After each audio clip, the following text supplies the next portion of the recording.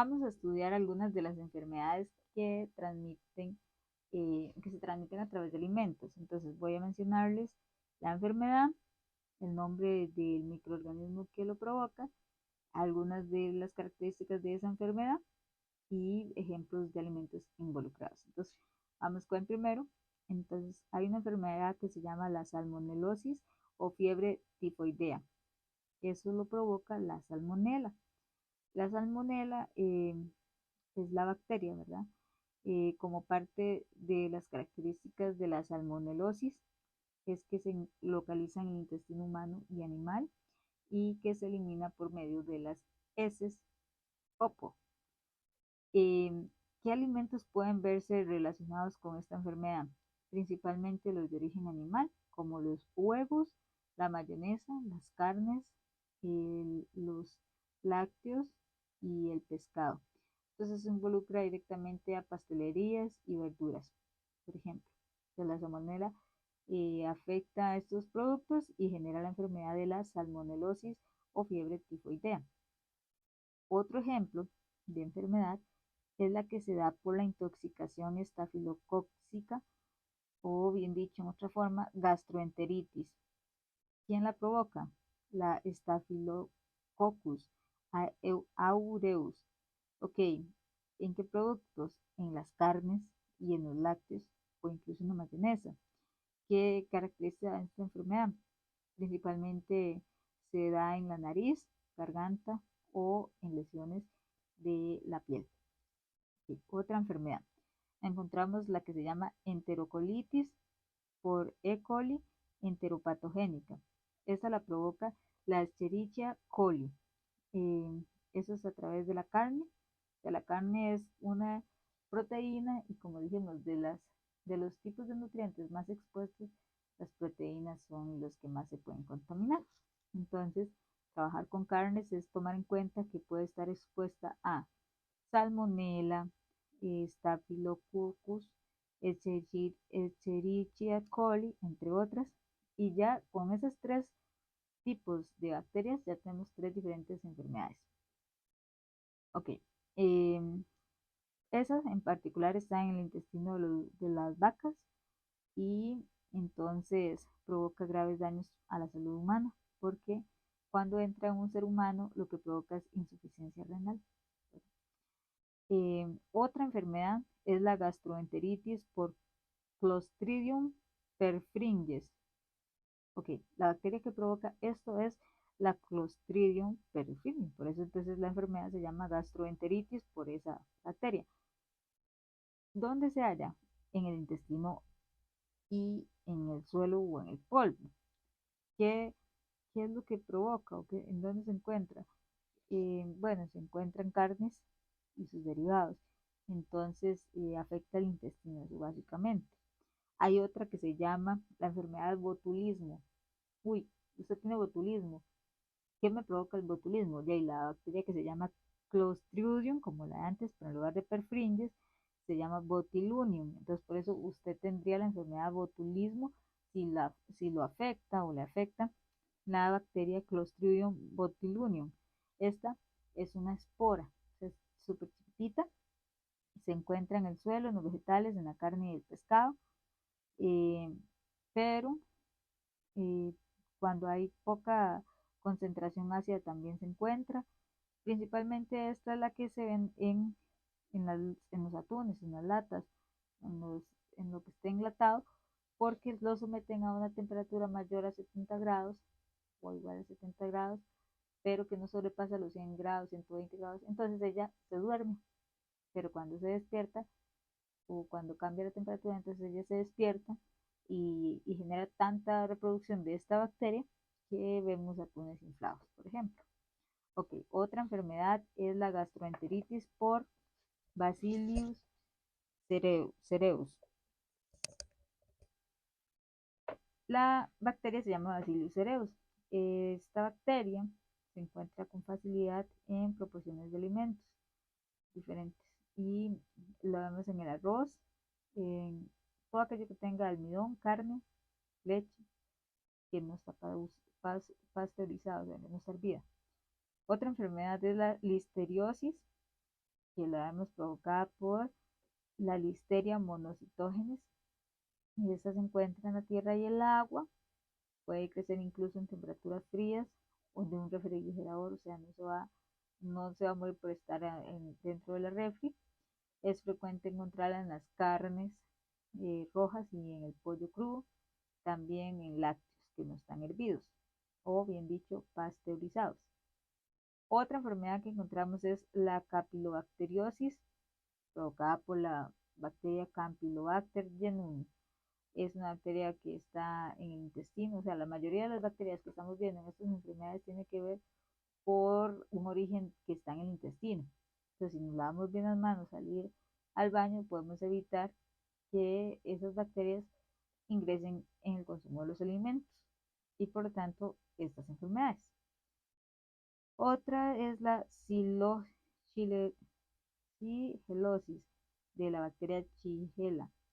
Esta está asociada con condiciones sanitarias igualmente y lo vemos como efecto la indigestión. Esta es la que provoca ingestión. Contaminada con materia fecal. Se transmite comúnmente por alimentos que se consumen crudos, como tendrían que ver el atún, la lechuga, papas, aves de corral, productos lácteos. Bueno, otra enfermedad es la cólera. Esta la provoca la bacteria Vibrio cholerae. Esta bacteria vive muy bien en el medio acuoso y salino.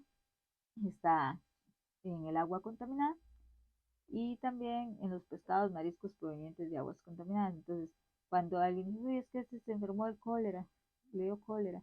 El cólera como enfermedad, entonces, provocada por la bacteria Vibrio cholerae, por ejemplo.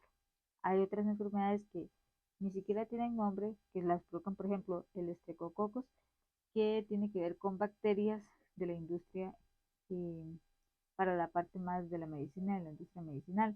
Y algunos de los alimentos que la presentan tienen que ver con la leche cruda y los huevos.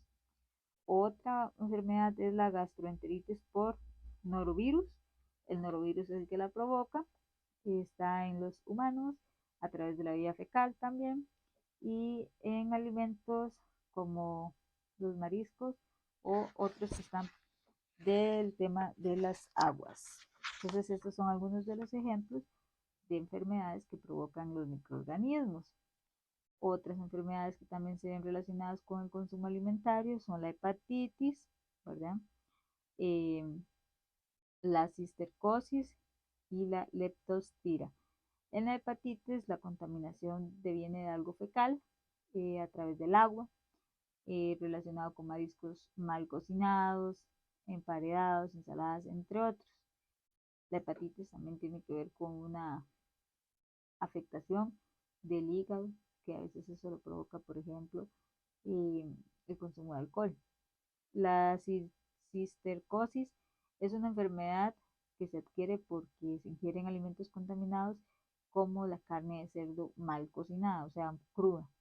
La cistercosis, ese es lo que tiene, es un parásito que se llama Taenia solium que provoca la cistercosis, o sea, se viene un parásito de los intestinos del cerdo que está mal cocinado y afecta al ser humano. Luego tenemos la leptospira, es una enfermedad transmitida por las ratas y los ratones. Esto genera una infección, entonces uno no se da cuenta que pasó un ratón que orinó o dejó otros fluidos corporales y lo va a contaminar a uno. Para un recorrido de las vías de transmisión de una enfermedad alimentaria es principalmente tomar en cuenta el contacto que tenemos con alimentos, con manos o utensilios sucios, contaminados. O bien, bueno, eso lo vemos en este dibujito, ¿verdad? Otro ciclo es a través de presencia de materia fecal en la producción de los alimentos que llegan directamente al consumo humano. Entonces, ese ciclo fecal oral viene a ser un poco más largo porque hay un recorrido, ¿verdad?